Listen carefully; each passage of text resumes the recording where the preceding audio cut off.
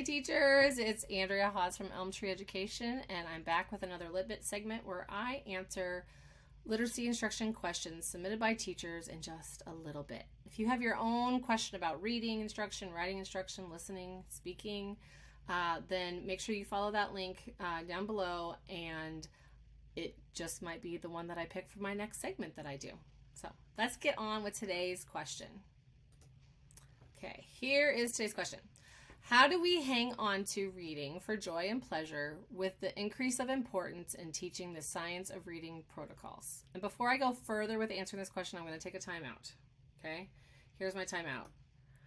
The science of reading is not a protocol. There are not a set of science of reading protocols. Also, the science of reading, if you followed me a few weeks ago, I started a 3-part series on the myths and misconceptions around the science of reading. And seriously, it's like one of my missions in life to try to help debunk these myths that are floating out there around in schools today. The science of reading, not a protocol, not a curriculum, not a methodology, not an ideology. It's not just phonics. It is an interdisciplinary body of research. That's all it is. It also does not inform directly, is not a directive to what should happen in classrooms. I know there are some folks who make it seem as if that is the case, but really, research is separate from classroom practice, unless we have researched the effectiveness of certain kinds of teaching methods in a classroom and have replicated it time and again. It's been peer reviewed. I mean, all those kinds of things. Okay.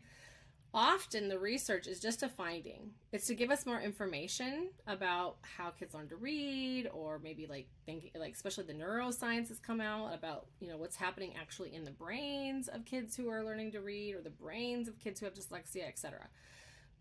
It's very helpful. Now, does that say how should you carry this out in a classroom? No, because there's lots of things that have to make sense. It's got to be efficient, it's got to be effective, and there has to be some equity involved. And again, I talked about this a few weeks ago, but often the research is done in a very particular setting that is not necessarily easily translated to classroom practice or classroom settings with other amounts of variables that are involved. Okay, I don't want to get on this because I already kind of covered this, but I just wanted to start us off by saying that so that I could be really clear about the fact that there are no protocols that are being assigned to you by the science of reading. Okay. Also, I don't want you to forget that there are a lot of folks out there who, of course, want us to have evidence-based practices in the classroom. But also, like I said before, evidence-based is kind of losing its luster a little bit, because what kind of evidence are we talking about?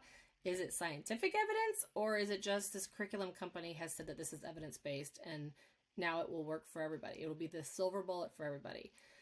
These researchers, scholars that are on this page all know and would say there is no emphasis that needs to be placed more heavily on one or two areas of reading than another. There's a balance that has to happen, and we can't forget the other things like fluency and comprehension. And in fact, if we look at this quote here from Tim Shanahan, he talks and he warns of the fact that when we adopt new programs or curriculum, often things will really focus in on one piece of all the things that we need for instruction and reading. And then when we give that greater attention to that one piece, we will actually lose focus on all the other things that are just as equally important, right? So you aren't trading more phonics for less fluency. You aren't trading more vocabulary for less comprehension. But we do have to make choices about our time. And so every time we make a choice to add something in, something else has to go, right? So one thing that we want to make sure we're doing is not going overboard with some things and neglecting others, just like Tim warns us here in this quote. Another piece of the puzzle, I think, is that some of the conversation around reading lately has been ignoring some pretty big pieces of what influences success when it comes to reading.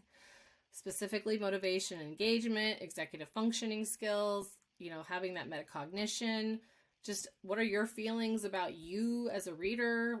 What do you think you can or can't do in your skills as a reader?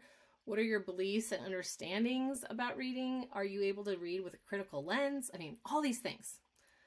They've been really left out of most of the conversation, and I think there's a place to bring that back, because we do have plenty of studies, speaking of other studies, that do talk about the importance of motivation and engagement specifically. And many of these programs that you are seeing are not addressing that. And that's kind of like the baseline. If we don't have motivated or engaged kids, then what are we doing, right? They're not going to be learning if they're not motivated or engaged.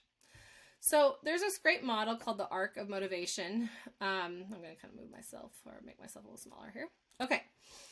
That has these three pieces. So access, relevance, choice. That's where we get the arc from, the A, the R, the C. And they all overlap and they all come together to really influence motivation in the classroom. So when I'm thinking about access, I'm thinking about having a wide variety of high quality, high interest reading materials available, right? So you're going to want to have poems and fairy tales and, maybe some science fiction and maybe some fantasy, but also some nonfiction. Maybe you have, kids are able to read e-readers or the newspaper or magazines or comics, graphic novels, things on computers. I mean, there should be a lot of different texts, and it should be pretty rich. One thing that Freddie Hebert says is about thinking about our kids' text diets. So what are you putting in that diet, right? We can't just have teacher-selected texts in the diet. There's a place and time for teacher-selected texts so that we can have some common experiences together, of course.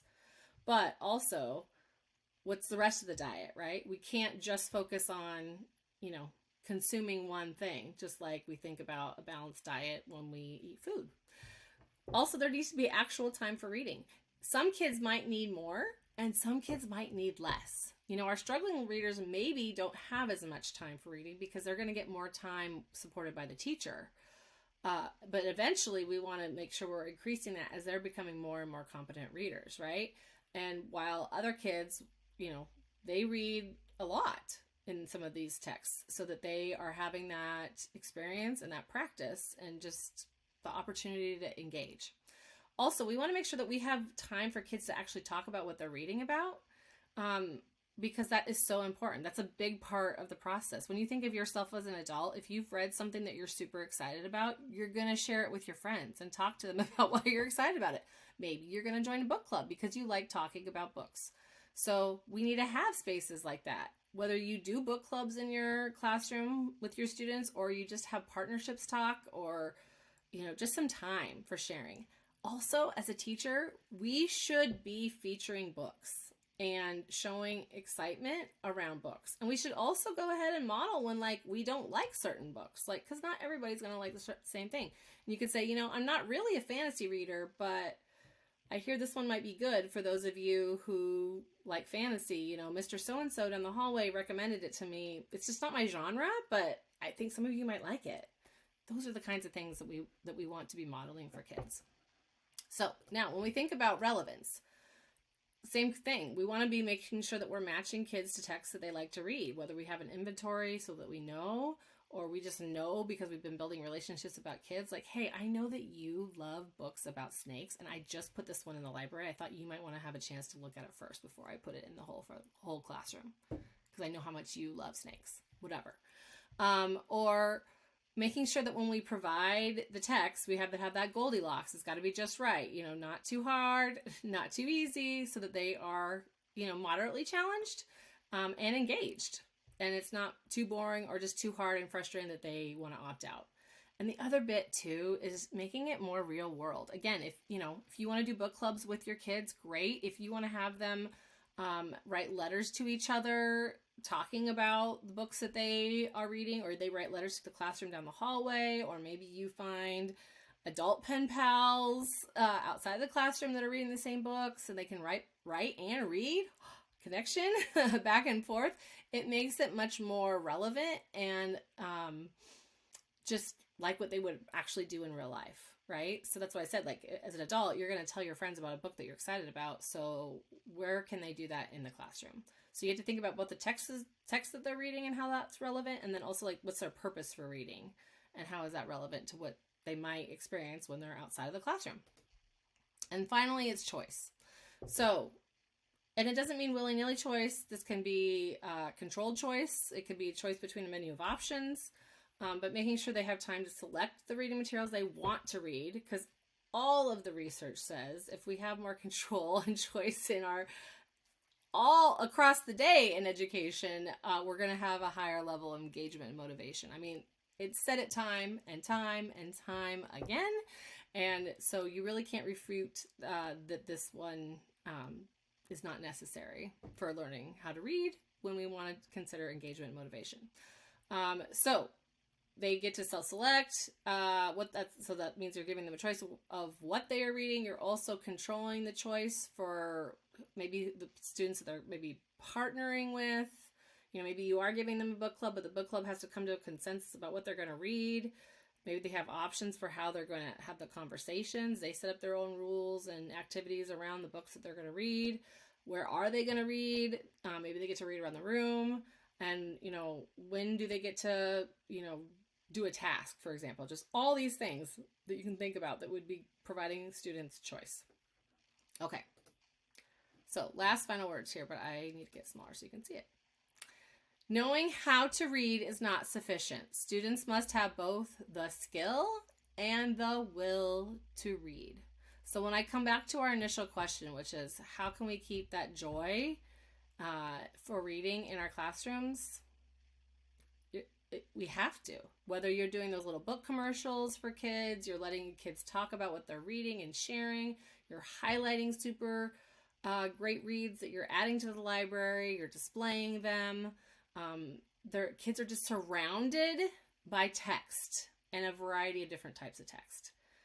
Just those small things can make sure that we are keeping the joy in the act of reading and creating readers who are going to be lifelong readers once they, graduate and become adults in our society. So I hope this was helpful for those of you who've been kind of thinking about it and been struggling with how do I keep the joy in. I think my last word is part of it is you. You need to really be making sure that your enthusiasm for reading and your excitement for reading is shining through, and not some sort of reluctance to carry out a curriculum that you don't love or ways, that you're not really like advertising any books. Like there might be books there, but you're not encouraging the kids to go over there and read the books. I mean, all of those things, it comes back to you as the teacher. So one more time, if you have another question about reading, writing, listening, speaking, what have you, then go to that link and submit your questions, and I just might pick it for my next Lit Bit segment.